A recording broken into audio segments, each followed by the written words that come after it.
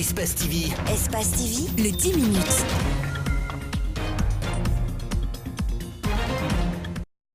Depuis plusieurs semaines, la Guinée traverse une crise sociale due à l'augmentation du prix du carburant à 10 000 francs guinéens par le gouvernement.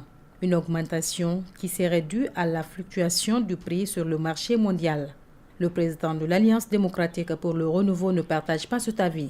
Le gouvernement avait demandé que le peuple de Guinée accepte de se serrer la ceinture et de payer les 8 000 francs le litre, alors que ça pouvait être acheté à 4 000 à l'époque, pour que l'État puisse renflouer ses caisses.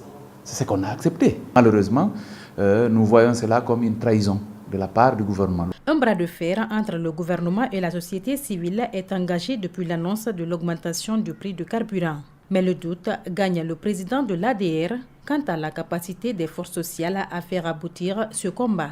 La difficulté que les forces sociales rencontrent à s'unir et à aller vers la même direction, parce que quand on voit comment elles fonctionnent, c'est comme si c'était une nébuleuse où chacun a un agenda à lui. C'est vraiment malheureux. Cette crise que connaît le pays n'est pas seulement que sociale, elle est aussi politique.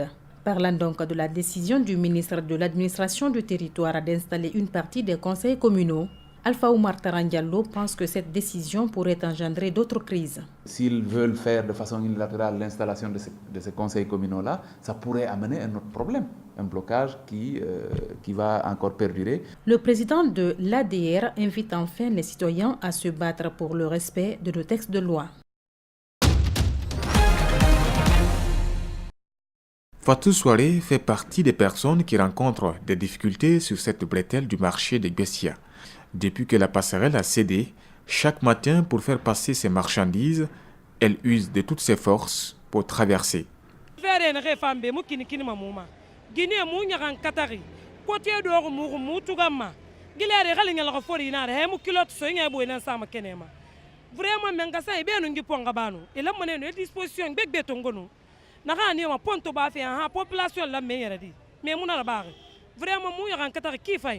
Les agents chargés de mettre de l'ordre dans la circulation rencontrent aussi des problèmes énormes avec certains conducteurs qui ne veulent pas leur faciliter le travail. C'est les motards qui nous fatiguent tellement. Quand il les fait arrêter, ils ne vont pas accepter. C'est eux qui nous fatiguent tellement, les motards là. L'entreprise chargée de faire une nouvelle passerelle se félicite de l'état d'avancement des travaux et compte remettre l'infrastructure en service dans 2 mois. Les travaux évoluent très bien parce qu'il s'agit maintenant de remplacer la passerelle en béton par une passerelle métallique. Donc l'évolution de ce travail se passe très bien et dans 2 mois, presque le travail sera achevé ici. En attendant la fin des travaux, piétons et usagers doivent garder leur patience. C'est à 4 heures du matin, et pendant qu'une forte pluie s'abattait sur Conakry, que des inconnus armés ont fait irruption dans les locaux de la radio Renaissance. Une seule technicienne était présente sur les lieux. Les malfrats l'ont mis au respect avant de mener leur opération. Le directeur des ressources humaines de la radio revient sur les circonstances du braquage. J'ai vu la technicienne qui était de garde. Je lui ai demandé qu'est-ce qui s'est vraiment passé. Elle m'a dit vers 4 heures du matin, elle était couchée, mais elle avait entendu un bruit au niveau de la rentrée principale. Donc elle est sortie du studio pour regarder de quoi il s'agissait.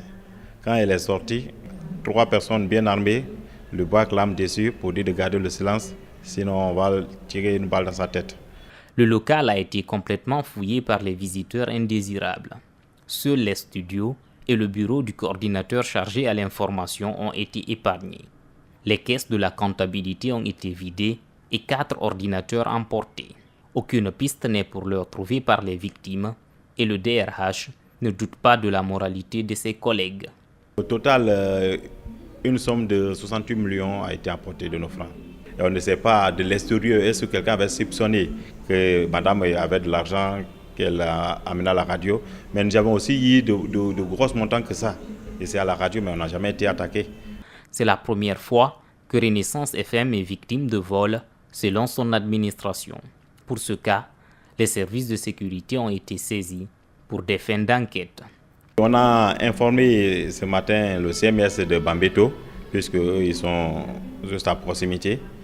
Ils ont envoyé un agent pour faire les investigations. Heureusement, aucun mal n'est arrivé à la technicienne Elisabeth Théa, que nous n'avons pas pu rencontrer, mais qui serait toujours sous le choc.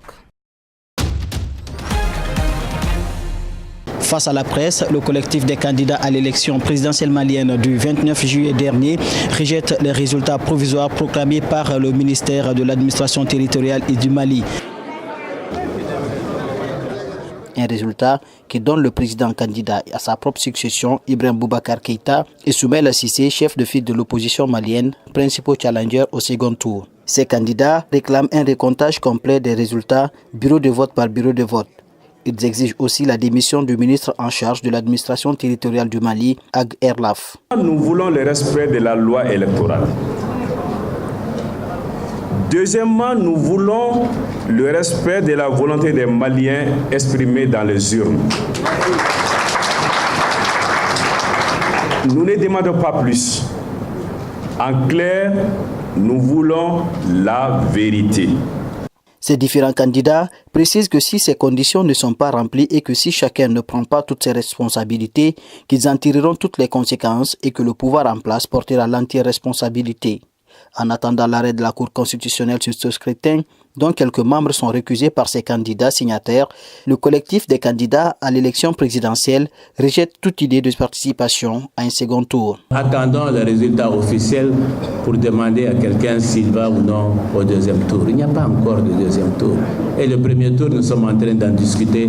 Il n'y a même pas eu le premier tour parce que nous contestons les résultats qui sont là aujourd'hui. Ce mardi, le collectif invite les Maliens à un meeting de sensibilisation à Bamako.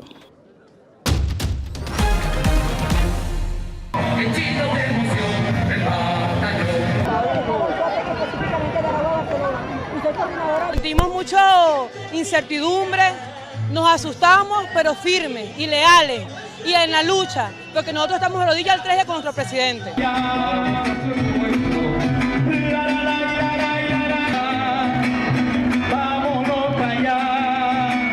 Y no piensen, señores de la burguesía, señores de los partidos de la oposición, que ustedes gobernarían un instante a Venezuela.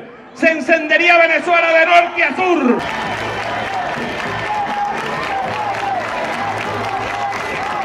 Un hecho aislado, pues se debe vincular a una cadena de acciones violentas.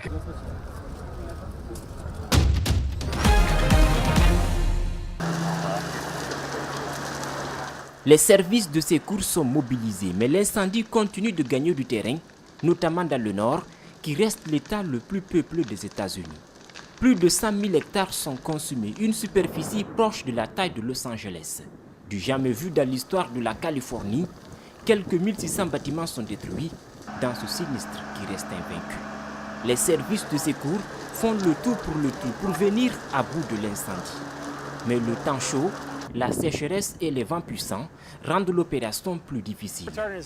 Plus de 14 000 pompiers sont mobilisés. Des Canadaires survolent les zones les plus critiques, mais la fumée ne quitte toujours pas la forêt. Déjà 7 personnes sont tuées dans l'incendie.